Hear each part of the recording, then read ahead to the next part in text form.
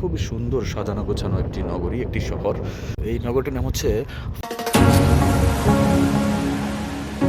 মহাসাগরের যে ঢেউ, ঢেউয়ের শুধু ঢেউ দেখলে তো হবে না, এই ঢেউয়ের পার্শ্ববর্তী যে মানুষজন, যে নগরী, যে একটি সুন্দর একটি শহর কিংবা নগরী আছে, একটি লোকালয় আছে, তাও আসলে একটি দেখার বিষয়। এটি খুব সুন্দর সুন্দর একটি নগরী। এই নগরীটির নাম আমি একটু আগে একটু বলতে গিয়ে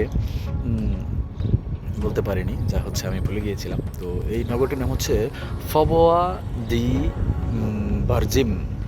ওকে, ফবোয়া দি ভার্জিম। তো ফবোয়া দি ভার্জিম এটি হচ্ছে একটি উপশহর। এটি কোনো আসলে বড় ধরনের কোনো শহর না, এটি হচ্ছে একটি উপশহর। তো এটি মেগা সিটি অফ পোর্তো এর একটি ছোট উপশহর, স্মল সিটি। তো ফবোয়া দি ভার্জিম আসতে হলে এই পোর্তো মেগা সিটি মানে মেন সিটি থেকে আপনাকে এখানে হচ্ছে মেট্রো করে আসা যাবে, মেট্রো করে আসা যায়। আর এখান থেকে যে মহাসাগরের যে প্রশান্তির হাওয়া একদম ডিরেক্ট আপনার শরীর স্পর্শ করবে, আপনার চোখ স্পর্শ করবে।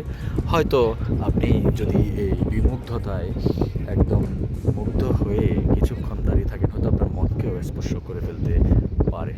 তো যাই হোক, অনেক কথাই বলছি আসলে সৌন্দর্যের টানে, অনেক অভিব্যক্তি, ডায়লগ বা অনেক কিছুই বেরিয়ে যাচ্ছে মুখ থেকে, ভুল ভ্রান্তি বলে, সেটা আপনারা ক্ষমা করবেন। তো যেটা দেখাচ্ছিলাম আসলে, এটি হচ্ছে ফবোয়া ডি ভার্জিন। এই অপরূপ সৌন্দর্য এবং সেই নীল পানির ঝলমল ঝিকিমিকি, আসলে নানা বর্ণ দেখে আমি আসলে অত্যন্ত মুগ্ধ এবং ভাষা হারিয়ে ফেলেছিলাম কিছুক্ষণের জন্য।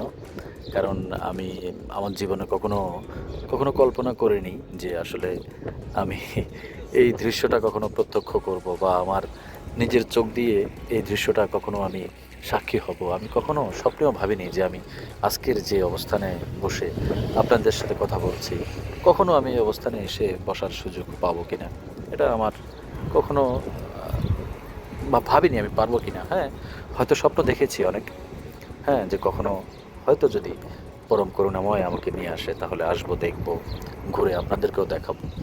তো যাক, পরম করুণাময়ের কাছে আমি অশেষ কৃতজ্ঞ যে তিনি আমাকে আসলে এইসব ঘুরে দেখার একটি সুযোগ করে দিয়েছেন। পাশাপাশি আপনাদেরকেও হয়তো দেখানোর সুযোগ পেয়েছি আমি।